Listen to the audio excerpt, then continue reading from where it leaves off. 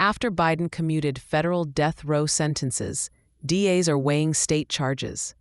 President Biden's commutation of federal death row sentences has ignited a complex legal and ethical debate. This action, intended to align federal policy with his stance against capital punishment, has triggered a ripple effect across state jurisdictions.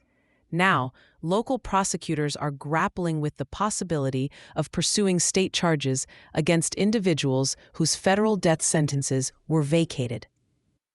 The situation is further complicated by a Trump-era executive order. This order actively encouraged state prosecutors to consider pursuing capital charges in these very cases. The convergence of these opposing forces sets the stage for a potential legal showdown, raising questions about federalism, justice, and the future of the death penalty in America. The central question is whether these individuals, spared by federal clemency, will now face the ultimate punishment under state law. This script will analyze the legal landscape, explore specific cases, and examine the arguments for and against reimposing the death penalty. Give a like and subscribe. Leave a comment. In Louisiana, a local prosecutor has taken decisive action following President Biden's commutation order. He successfully pursued a first-degree murder charge against Thomas Stephen Sanders. Sanders had previously been sentenced to death in federal court for his involvement in a brutal crime. Now, with his federal death sentence commuted, the prosecutor is actively exploring the potential to reimpose the death penalty under Louisiana state law. This case exemplifies the tension between federal and state authority in capital punishment cases. The prosecutor's motivation appears rooted in a fundamental disagreement with President Biden's clemency decision. He believes the severity of Sanders' crime warrants the death penalty. He is determined to uphold what he sees as justice for the victims and their families. His stance reflects a broader sentiment among some law enforcement officials who view federal intervention as undermining local control and the pursuit of justice. The case highlights the deeply personal and often emotional nature of capital punishment debates. Former President Trump's executive order looms large in this debate. It contained a broad declaration to respect and faithfully implement capital punishment laws. It specifically targeted the 37 murderers whose federal death sentences were commuted by President Biden. The order called on the U.S. Attorney General to evaluate whether these offenders could be charged with state capital crimes. It further directed the Attorney General to recommend appropriate action to state and local authorities. This executive order provided a clear signal of federal support for states seeking to pursue the death penalty. Horry County, South Carolina, is another jurisdiction actively reviewing cases affected by President Biden's commutation order. Prosecutors are specifically examining the cases involving Brandon Basham, Chadrick Folks, and Brandon Council. These individuals, like Sanders, had their federal death sentences commuted. The Horry County Solicitor's Office is consulting with the victims' families in these cases. They are also conducting a thorough review of the available evidence. As of now, no decisions have been made regarding whether to pursue state charges.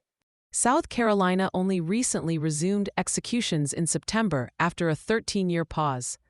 The state, for the first time last month, put a condemned inmate to death by firing squad.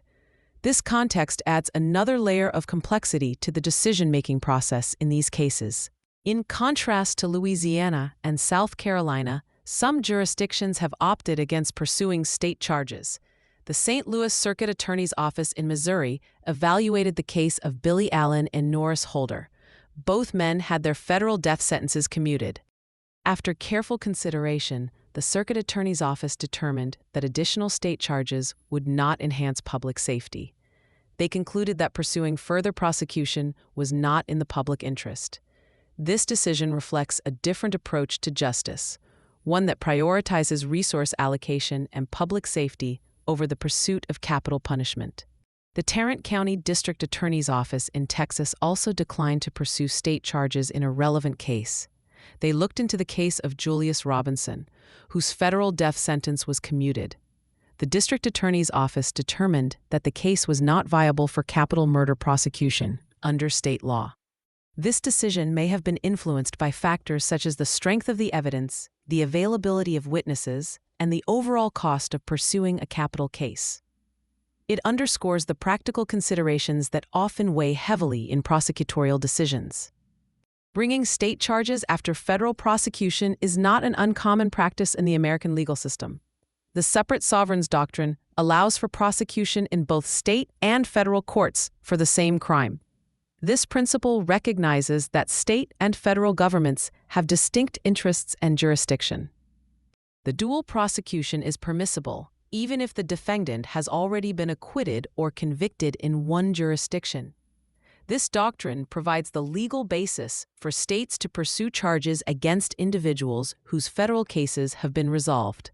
Despite the legal basis for pursuing state charges, significant challenges exist in reinstating death sentences in these cases. In some instances, the crimes occurred in states that have since abolished the death penalty or have imposed moratoriums on executions. This makes it impossible to seek the death penalty under current state law. Furthermore, some of the crimes occurred on federal lands, which can complicate state jurisdiction. Determining the precise location of the crime and establishing state jurisdiction can be complex legal hurdles. Legal experts offer varying perspectives on the wisdom of pursuing state charges in these cases. Barry Wax, a criminal justice expert, questions the value of pursuing a death sentence when the defendant is already serving a life sentence in federal prison. He argues that the additional cost and resources required may not be justified. Cecilia Capel, a legal scholar, raises concerns about the practicality and cost of retrying cases that are often decades old. She highlights the challenges of dealing with aging defendants and the potential unavailability of key witnesses or evidence. The potential for lengthy and complex legal proceedings is another significant concern. The Louisiana Attorney General has offered his full support to the local prosecutor pursuing state charges against Thomas Stephen Sanders. He has publicly stated his commitment to pursuing the death penalty in this case. This support includes providing legal resources and assistance to the local prosecutor's office. The Attorney General's involvement underscores the political and ideological dimensions of this issue. It signals a willingness to challenge federal clemency decisions and uphold state sovereignty in matters of criminal justice. The Justice Department, under the current administration, has signaled its support for states seeking to impose the death penalty in these cases. While President Biden opposes capital punishment, his administration has indicated it will not stand in the way of states pursuing their own legal paths. The Federal Bureau of Prisons has stated it would ensure states have sufficient supplies and resources to impose the death penalty. This stance reflects a complex balancing act between federal policy and respect for state autonomy. It acknowledges the deeply divided opinions on capital punishment within the United States.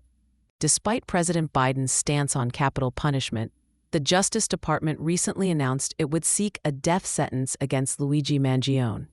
Mangione was convicted of murdering 2 people in 2018.